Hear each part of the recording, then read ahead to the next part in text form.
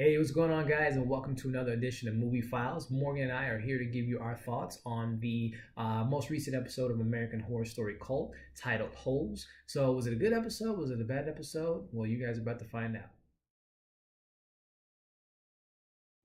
Alrighty, so before we get into the episode, I'd like to welcome back Morgan. She wasn't with us last week. She had her own little American Horror Story thing going on. She had her tooth taken out, her wisdom tooth. So she is back with us to give her thoughts on the episode. So welcome back, Morgan. So if you guys aren't familiar with our formula, we like to kind of give you the breakdown of the episode, things that was key to us, as well as our thoughts of what we hope for the rest of the season. So with that being said, let's just jump right into it. So again, the episode was titled Holes, and overall, we'll get into the episode, but I thought this episode had a couple different holes in there as far as some plot points, some character moments. So anyway, with that being said, the episode kind of opens up with Beverly giving her report on kind of where the town is and recent murders and things of that nature, which then leads into a scene where her boss Bob is just telling her, "Hey, what are you doing? Why are you creating all this chaos, creating all this fear around the neighborhood? All you're doing is why are creating, you always first on the scene? Why are you always first on the scene?" Kind of suspecting, as we know as the audience, obviously Beverly has something to do with all the murdering going on, because she is part of the clown crew or Kai's crew. So kind of leads with that, and based off of that interaction they had, I mean, what was your thoughts? Kind of the opening scene. He's dead. Yeah, he's a goner. I mean, obviously, Beverly kind of told him, "Are you sure you want to do this?" Because obviously she has Kai backing her, so we knew that. Well, and also she knew that he was with Emma Roberts.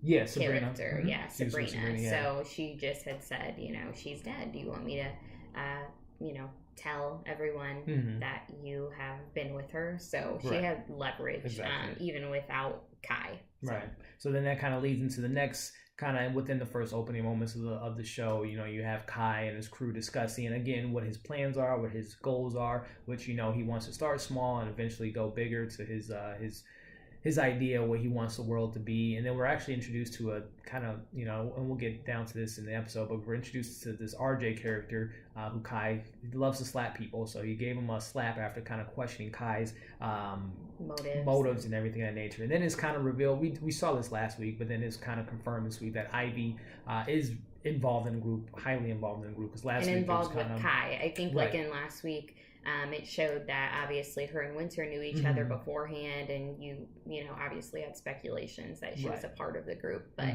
it did not confirm that she had ties with Kai and different murders and everything. It officially confirmed that. Right. So we got a big reveal in the first few moments of the episode, although not super big, because it was pretty obvious. Yeah, it was just confirmation that she is more involved in the group as we initially thought. Like you said, it was just her and Winter's interaction, but then we kind of got confirmation. Yeah, she is a key part of the group. So interesting. After that scene kind of played out, then we kind of see Allie meeting with Dr.Rudi, which in the last few weeks we haven't gotten much of Allie, and even in this episode she was kind of missing. She's kind of been pushed to the background, her storyline, but we see Allie meeting with Dr.Rudi and kind of just discussing again more of her phobias and more of the things that are going on in her mind and her fears of her and Ivy's relationship, where things are going, which then kind of leads into a little flashback scene showing Ivy and Allie kind of having marital issues. I think in that scene, Dr.Rudi,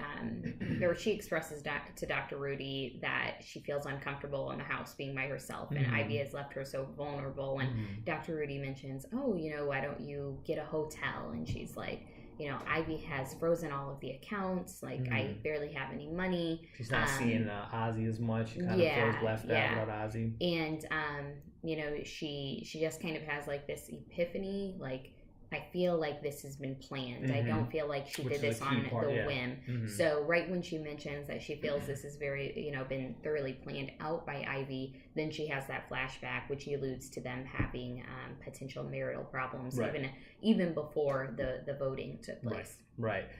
Which was a key moment, because again, we saw that, this is from last week, this was a planned thing from Ivy's character. She wasn't happy with, her partner's, Allie's, decision to vote on who she voted for president. So we knew that there was some things kind of going on in the relationship, and they just kind of highlighted that more. So then that leads into another scene where we see Ivy and Winter interacting again together, and they're just kind of discussing that where, Winter asks Ivy where everything is, with her home, and how Oz is feeling about it, and where, Allie's at with it, and they kind of discuss, where they are. And then we kind of get a little bit, I would say this is kind of a question mark for me. Again, as I alluded to, there was kind of holes in the story. Why is Ivy, again, her reasoning for doing this, because she wants radical change. She wants the world to change. So, I mean, to me, so even far, if it means burning it down. Yeah. So, I mean, yes, your party doesn't agree with some of your political ideas, but that encourages you to murder people.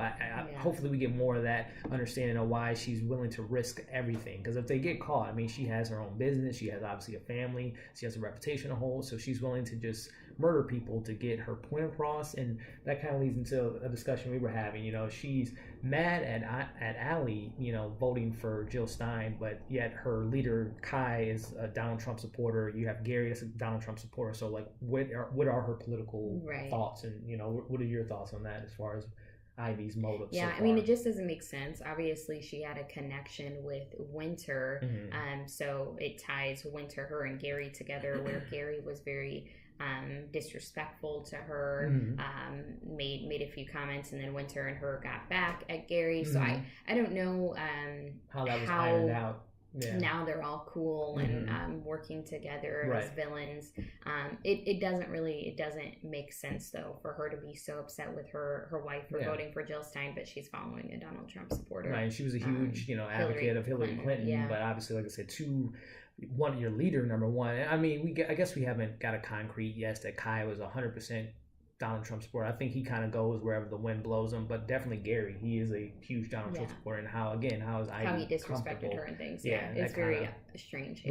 Right. So then leads, I guess, to another scene, which I thought was kind of the, American Horror is always known for their gruesome scenes and kind of crazy moments. So this is kind of the highlight of the episode as far as, our kill of the week, I guess you can call. We see Kai and his crew break into Bob's house, where then we kind of go into the scene where they hit him over the head with a pipe. They're recording the incident because, again, based off the earlier moments of the episode, Beverly interacts with Kai, and Kai tells him we need to make a bang. We need to do some more gruesome killings. Yeah, because the town really didn't care. It was like they were just moving on with their lives, which I think is very telling of just life in general. Right.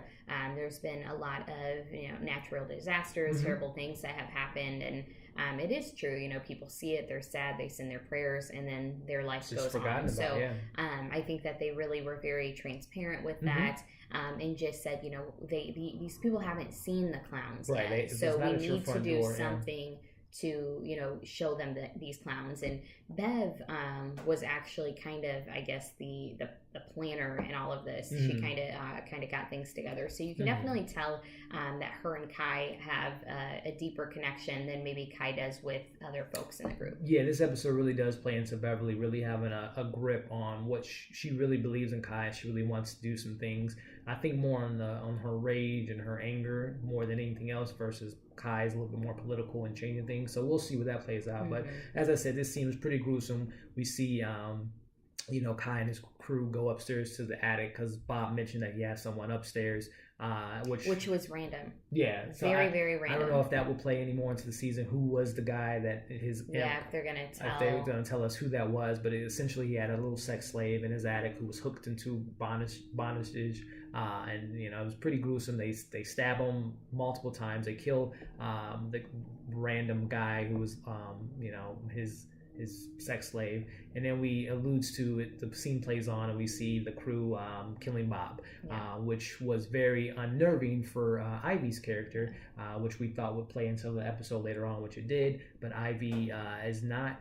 To me, and this is another plot point, which was kind of questioning, this is their, I think, second or third murder, or more, maybe even more, but Ivy was a part of, Rosie's killing, which they showed a little flashback, which we'll get into, but they killed Sabrina and killed some other people. They killed the gentleman, the very first episode, they killed the family off where Meadow and Harrison currently live. So why now is Ivy unnerved by this killing? She's having an issue with them killing people. It also a hole in the plot with RJ too, because which we'll get to, they both are all of a sudden having issues, second thoughts, and murdering so people, it kind of shows you, I think what they're trying to show you is this group is not a strong force together. So there's definitely some people that are more for it, for, you know, I guess good reasons in their mind.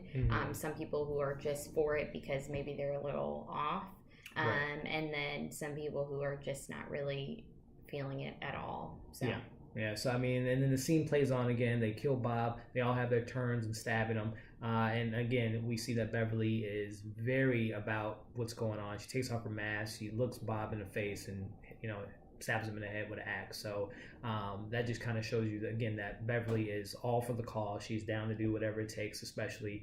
Well, and I think this one was a little more personal for her. So. Definitely. So then that kind of leads into, you know, Kai and Beverly have their own little moment off having dinner together and kind of discussing the status of the group, which is revealed that, you know, Kai obviously feels that there's some members in the group that are causing the group to slow down momentum and have, you know, there's a weak link in the group, which at that point you thought that they were obviously pointing towards Ivy, but they kind of had a little curve, which we'll discuss a little bit. But the scene kind of plays out where, you know, Kai and Beverly are on the same wavelength, and they feel like they are the two strongest members of the group, which they are, but they feel like the rest of the group is kind of not taking it as seriously as, you know, they are. So then we're kind of led into another scene with Allie again, seeing that Allie is at home by herself. Again, Ivy has left the home. Oz has left the home.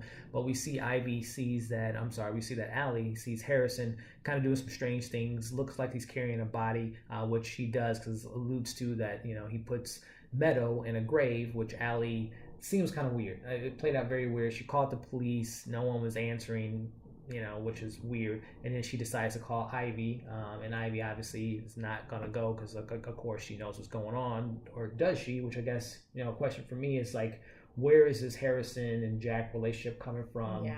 What is Meadow? I guess it wasn't last episode, but the episode before that, Meadow goes missing right at the very end of the episode, and then they don't really touch on exactly what happened. The writers don't tell you whether or not this was a plan set up by Kai's group, which you assume it. But then in this episode, it's a little weird.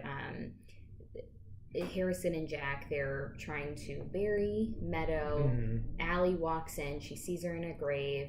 She hears a noise, so she runs back home, locks the doors, calls the police. Can't get through to them. Calls Ivy, is on the phone with Ivy. Meadow runs up to her window and is like, "Hey, help me! They're gonna come after me." Which I don't know how she even got out of the grave. Yeah, she was acting like she was paralyzed. It was very strange.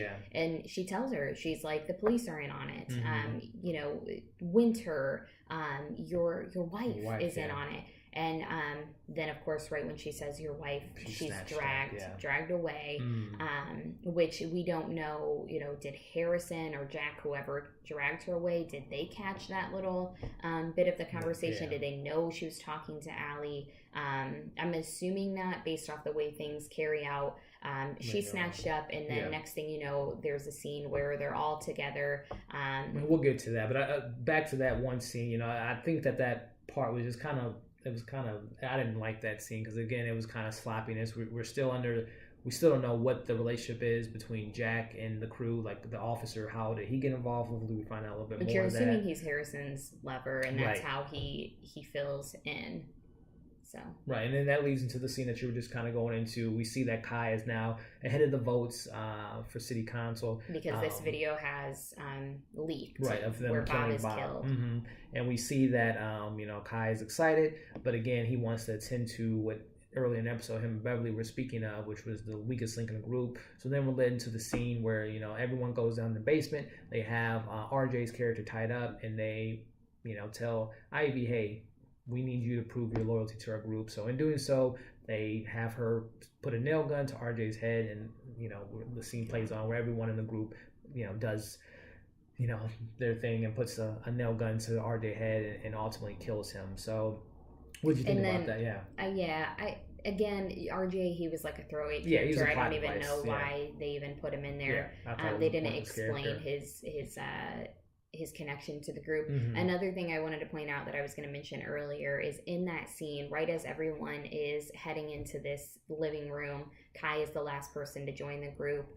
One of the girls, I can't remember who, asks Harrison, "Oh, where's Meadow?" And him and Jack are like playfully, kissing and hugging. Yeah. And he goes, "Oh, she's at a friend's house." So that's another thing. It's like, okay, so at this point, do Harrison and Jack have their own deal about what they're doing with Meadow? Yeah. It just, the writers never really tell us. Was Meadow actually kidnapped? Was that all a plan? Right. Or Harrison, is he just trying to get rid of her? Right, and if it is it doesn't make sense. If it is their own little plan to get Meadow out of this equation, what's the reasoning? Kai won't be too happy about that because again, he's a very controlling character, as you guys know. So we'll see where that storyline plays out. So we'll wrap up the episode here, where we kind of see Kai and Bev have a moment again. They're connecting, and it's revealed. We got a pretty good reveal as far as where does Kai come from. She obviously points out something I called out last week is Kai was giving everyone when he was initiating everyone in the group, he was giving them different stories, so none of them really know who he is. So it's finally revealed that Kai had parents. His dad was someone that was important to him at one point, and then he got paralyzed in a bike accident, and that kind of leads into... He was never the same. Yeah, he was never the same. He's, an ass to him and his family, especially to his wife. He's just fed up with everything with life. So we see the scene plays out. It's alluding to that he's very abusive at this point to his wife and his family, verbally and physically. So we see a scene where, Kai's in the basement. I assume he was looking up pills to maybe kill his dad. I think that's what I was alluding to, or maybe himself. He just fed up. But anyway, we hear a gunshot go off, and it's revealed that Kai's mother shoots the dad in the stomach, which then leads into her just saying this is our only way out, so she kills herself. Then I guess the biggest reveal of the episode, Kai's freaking out. Obviously his mom and dad are murdered. What's going to happen? He calls his brother, and it's revealed as something that we called out, I think episode 1 or even 2, that Dr.Rudi is his brother, Kai's brother, as well as Well, we didn't call out that it was his brother, but we knew that they were connected. Some part into it, right? Because again, they have a little flashback earlier in the episode where it shows again confirmation that when Rosie died a couple episodes ago, how did they know that she was afraid of coughing? So obviously Dr. Rudi knew her fears, and that kind of played out. But anyway, Kai is panicking. Dr. Rudi tells him, this is how we're going to handle it. So then it's kind of alluding to that maybe Dr. Rudi came up with everything. Well, it seems like what it seems is Kai wasn't always this person, this cold-hearted person that he is now. So it does seem that Dr. Rudi is the puppet master in all of this, when you're thinking it's really Kai the whole time. Right. So I think we'll see that in the next next coming episodes. Yeah. So we see that Kai is listening to his brother. They tell him that, hey, we're not going to tell the police because I have a practice that I want to start up. You lose all their money. He has a mom's pension. School, yeah. Which they don't even tell Winter. Like they don't even tell her until she comes back from break. From school. They put some like deodorizers so the smell doesn't leak through the house, and then they just lock the room up. Yeah, and they Winter finally is told what happened, and she sees what happens. And Kai obviously still attends to his mom and dad. He doesn't like his dad. He hates his dad. He loves his mom, so he still sees them every now and then. But then again, another plot thing for me is just like, I guess, I don't know if they maybe mentioned it, but if someone's gone missing or you haven't heard from them for 3 years, I don't know why. Do they have extended family? Yes, kind of what's the deal? How has this not been called after out? 3 years? And also it kind of makes me wonder how, again with our main character, Allie and Ivy, how long have they been part of the town? Because I would think if it is a smaller town and people kind of know each other, how has it not been mentioned that Kai is related to Rudi? Because you would think that, there's some connection there. People would know who's related to who lives where. So I'm kind of interested to know how long has Ivy and Allie and her and Oz been in this town, and how did they not know that they were related? But anyway, maybe they'll point to that. So overall, well, it kind of seems though like Kai's character before now, he was very like a recluse. Like he didn't He didn't go out. Yeah, go out. He was in his basement. Yeah.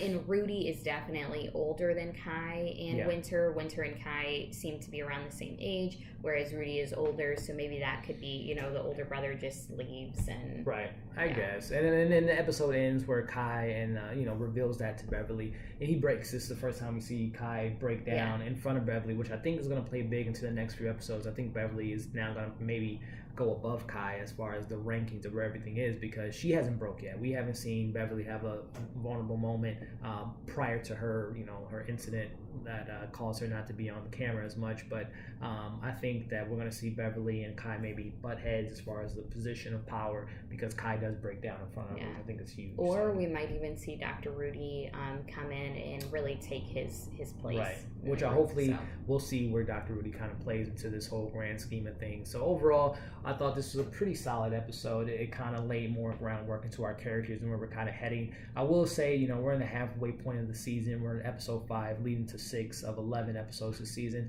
And I think that they're kind of playing, they're posing more questions than they are answers, which I think has been a kind of a downfall for American Horror Story the last few seasons. They pose more questions, and I think they have an end goal, but then they kind of throw in these characters like RJ, and they throw in these other things that aren't necessary, and they don't answer as many questions, and they leave things on the table. So hopefully they kind of hone it in a little bit more with these last 4 or 5 episodes, and kind of get more back on track to what kind of attracted us to American Horror Story. So overall, I thought the episode was solid. What would you? I thought it was okay, but I feel like, again, it's just American Horror Story going into what they always go into. They feed you some really great, first episodes, first 1 through 3, and then things get lost in the mix. I think that they throw too many characters at you, and then there's too much character development, or lack of character development at some points, and it's just they don't tie up their loose ends. So I'm not really super hopeful that it's going to end incredibly. I think it's just kind of subpar right now. I'll still continue to watch it, but I feel like they just need to kind of get a grasp of where they're going and get there. I think this is more of a part 2 to what last week's episode. Again, kind of giving us more information on the crew and who all is involved. But again, like Morgan was saying, American Horror Story sometimes loses momentum. So hopefully this was a little bit of a step back from last week's episode in the season so far. But hopefully episode 6 will pick back up with things. Yeah, and, I do think that Allie is really gonna. Well, I hope so, because Allie's been kind of, last 2 episodes have been put to the background. And I think it's because they're trying to explain other characters, but I do think that she is going to really start realizing, putting the pieces of the puzzle together, and I think she's going to kind of be a bit of a badass. So, so I know you say you're not hopeful for the rest of the season. I'm hoping that they do get back on track. But thank you guys for tuning in. This was like I said, okay episode. We want to know you guys' thoughts though. What did you guys like about tonight's episode? What are you looking forward to for the rest of the season? Go ahead and leave that in the comments section. As usual, thanks for watching. Go ahead and like and share this video. Go ahead and follow us as well as on Instagram. We're at Movie Files on Instagram, as well as subscribe to this channel. So we'll see you guys next week. We'll actually see you a little bit sooner for our movie fans. We'll be doing a review for Blade Runner 2049, which we're excited about. But then we'll go ahead and we'll see you guys on Tuesday as well for next week's episode of American Horror Story. So thanks for tuning in. You guys take care.